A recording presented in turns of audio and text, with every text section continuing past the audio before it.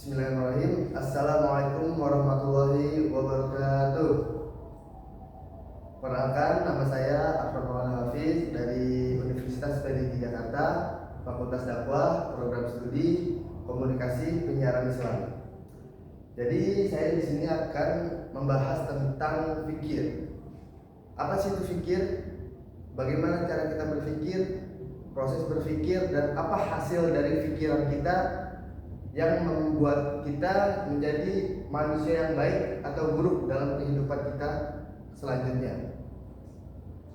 Jadi kita akan bedah dulu apa itu fikir.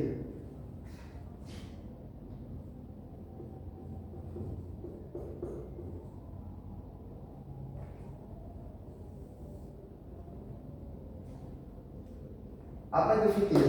Fikir itu adalah anugerah yang diberikan oleh Allah Subhanahu wa taala kepada kita sebagai hambanya yang berguna untuk menghadapi kehidupan kita selanjutnya. Jadi ketika kita hidup di dunia ini pasti akan banyak sekali hal-hal ataupun kejadian-kejadian ataupun peristiwa-peristiwa yang akan kita hadapi. Maka Allah Subhanahu wa taala memberikan bekal kita yaitu dengan fikir. Jadi fikir ini adalah alat. Nah, bagaimana cara kita menggunakan fikir ini? Yaitu dengan cara berpikir.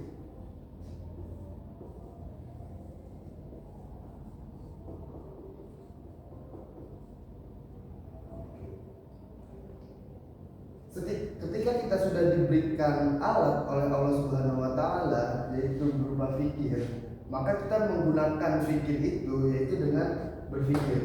Untuk apa? Nah, untuk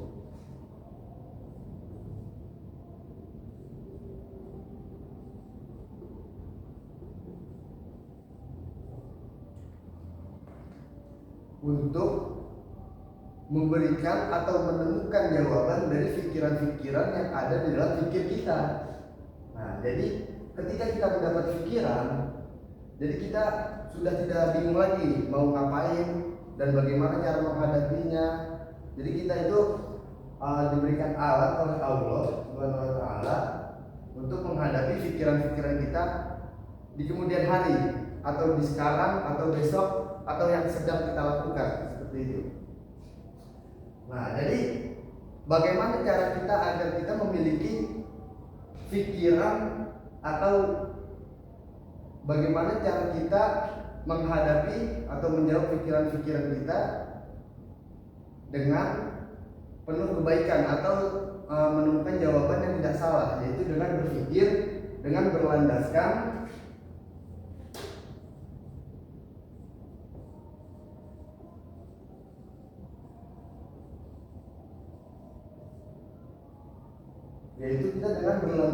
hukum Islam, yaitu dengan apa? Dengan Al-Quran, dengan hadis, dengan ijma, dengan qiyas. Jadi apapun yang sudah terjadi, yang akan terjadi di dunia ini, ataupun yang sebelum, sedang atau sesudah, pasti itu semua sudah tercakup dalam hukum Islam. Baik itu di Al-Quran, baik itu di hadis, baik itu di ijma, baik itu di qiyas. Nah, makanya itu pikiran kita ini atau proses berpikir kita ini harus menggunakan landasan hukum Islam. Jangan sampai kita berpikir itu keluar dari hukum Islam, karena kita ini adalah umat Islam. Jangan kita menggunakan teori-teori yang diberikan oleh ilmuwan-ilmuwan dari luar Islam. Sebenarnya kita boleh menambah ilmu, mencari ilmu, akan tetapi kita jangan lepas kepada hukum Islam. Jadi kita tetap harus punya landasan yang kuat terhadap berpikir kita untuk melakukan pikiran yang baik. Nah, ketika ini sudah terjalankan, maka akan terbentuklah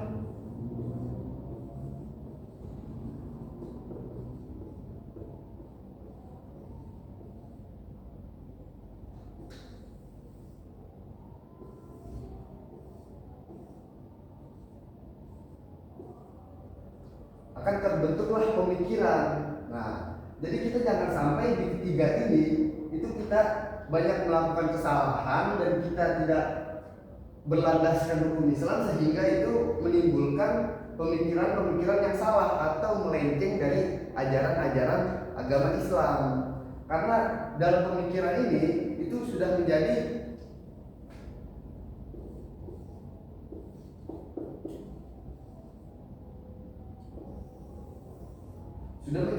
jiwa. Nah, jadi ketika kita melakukan proses ketiga ini, jangan sampai itu menghasilkan pemikiran yang salah, karena itu akan terbentuk dengan jiwa kita. Di dalam jiwa kita itu ada apa? Ada sifat,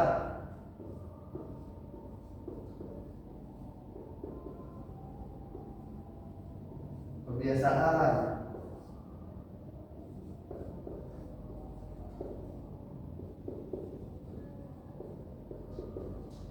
kepribadian dan lain-lainnya. Makanya banyak orang-orang Islam itu yang kadang suka main judi, suka ngumpul-ngumpul di suatu perkumpulan yang salah, yaitu di perkumpulan yang suka ngomongin orang ataupun perkumpulan-perkumpulan yang tidak ada manfaatnya. Itu karena orang tersebut tidak berpikir menggunakan pikiran, berpikir menggunakan pikir untuk menjawab semua pikiran dengan baik, dengan berlandaskan hukum Islam, sehingga itu sudah menjadi pemikiran yang salah dan menjadi jiwa. Nah, itulah sebabnya manusia-manusia itu banyak melakukan kesalahan seperti itu. Nah, makanya di sini ada 7 kunci kita berpikir. Nah, jadi berpikir itu ada teorinya, yaitu ada 7 langkah kita dalam berpikir.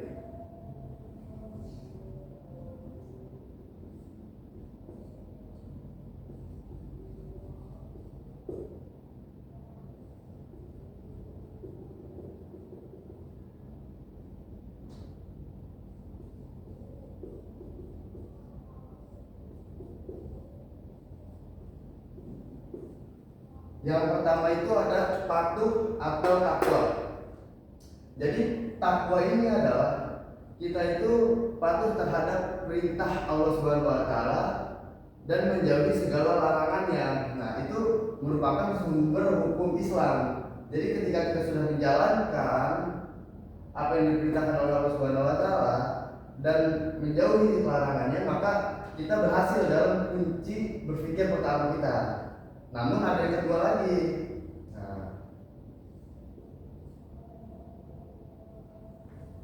Yang kedua itu adalah pasti atau ikrah.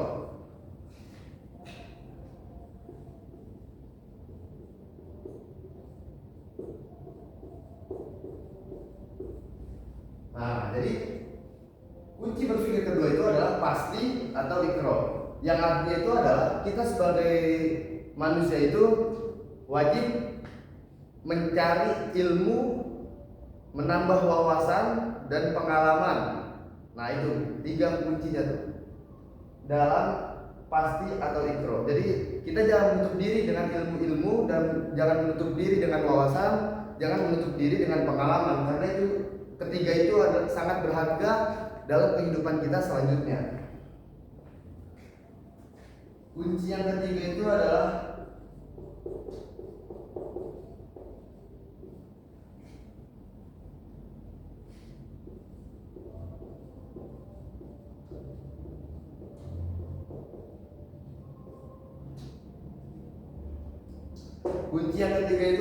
mixing atau penghayatan. Maksudnya apa? Maksudnya itu adalah kita ini kita itu harus menselaraskan atau menyambungkan apa yang kita dapat di ikro ini, seperti ilmu, wawasan dan pengalaman, dan itu semua harus kita gabungkan dengan kehidupan kita.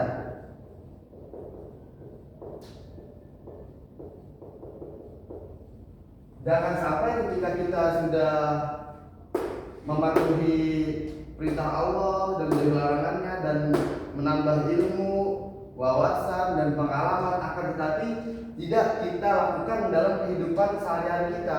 Nah, itu sama aja bohong, ya kan?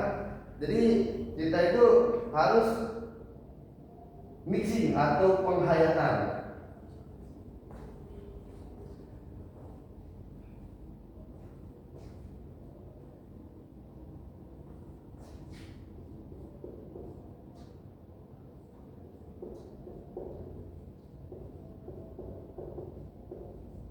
Yang keempat itu ada fighting, yaitu atau kolubun.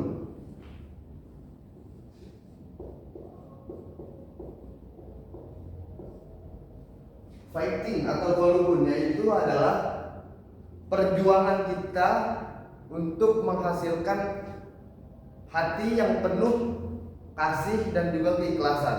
Jadi ketika kita sudah mendapatkan ilmu, wawasan dan juga pengalaman, terus juga kita sudah melakukan di kehidupan kita, akan tetapi kita tidak melakukannya itu dengan hati yang penuh kasih dan keikhlasan. Jadi kita sama aja kita melakukan contoh ketika kita sedang beribadah, tujuan kita itu tidak ikhlas, akan tetapi kita itu pengen ria, pengen dipuji orang. Nah, makanya itu dalam kunci berpikir keempat itu ada yang namanya fighting, kolubun ataupun perjuangan.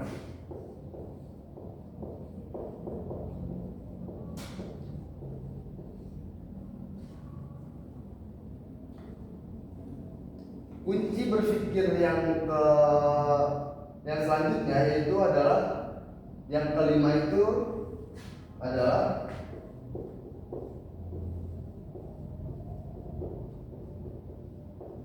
monitoring atau muhasabah. Maksudnya apa? Monitoring itu adalah kita melihat apakah kita dalam kehidupan sehari-hari kita sudah menjalankan keempat ini atau belum. Yaitu dengan kita melakukan controlling dalam kehidupan kita. Ketika kita bangun di pagi hari, kita ingat semalam sebelum tidur itu kita baca doa dulu atau belum, atau kita sudah bebersih dulu atau belum, atau kita sudah sholat isya atau belum, atau kita melakukan kesalahan sama orang atau belum atau tidak. Nah, jadi seperti itu. Jadi kita harus melakukan monitoring atau controlling terhadap tindakan-tindakan perbuatan kita sebelum kita melanjutkan ke hari esok. Lanjut ke kunci berpikir ke-6, yaitu ada dua. Yang pertama itu ada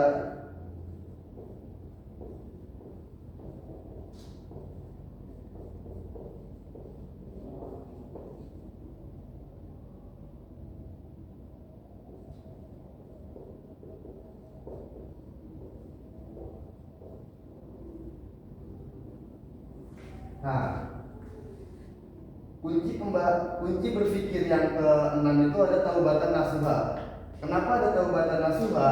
Nah, jadi ketika kita sudah melakukan monitoring atau bermuhasabah diri kita, apabila ternyata kita melakukan tindakan-tindakan ataupun perbuatan yang keluar dari hukum Islam atau tidak menjalankan yang diperintahkan Allah dan melakukan yang dilarang oleh Allah, maka kita harus bertaubatan nasuha, yaitu kita meminta ampunan kepada Allah Subhanahu wa taala dengan bersungguh-sungguh dan berjanji tidak akan mengulanginya lagi.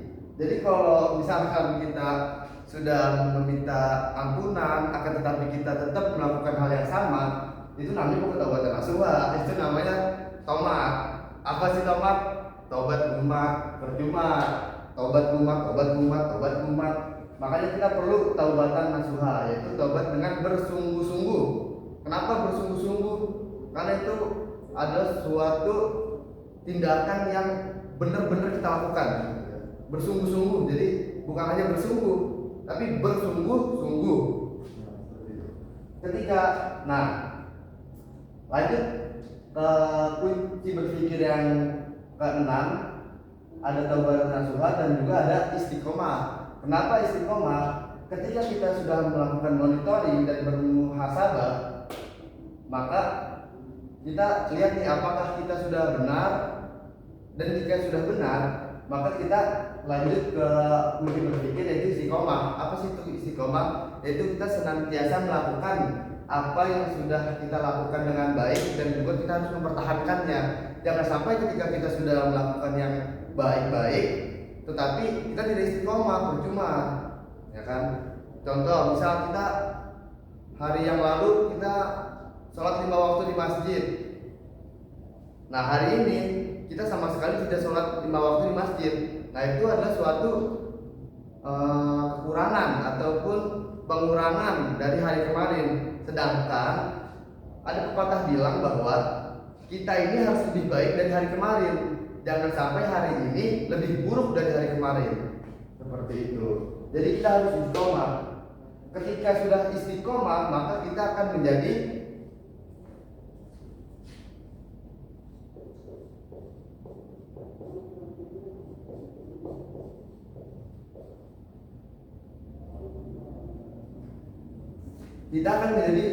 ulil albab. Apa sih ulil albab? Yaitu kita senantiasa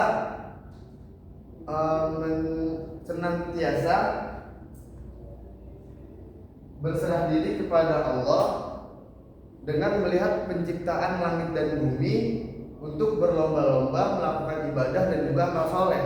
Seperti itu. Jadi kita ini sebagai manusia itu sebenarnya tidak banyak-banyak yang harus kita lakukan.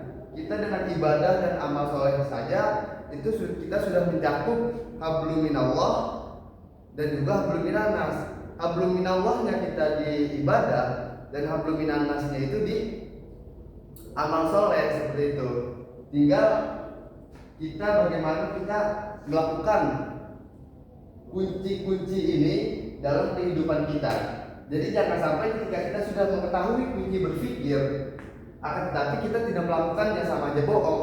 Ketika kita dapat teori, ketika dapat ilmu, ketika kita mendapatkan suatu pemahaman, maka itu kita harus jalankan.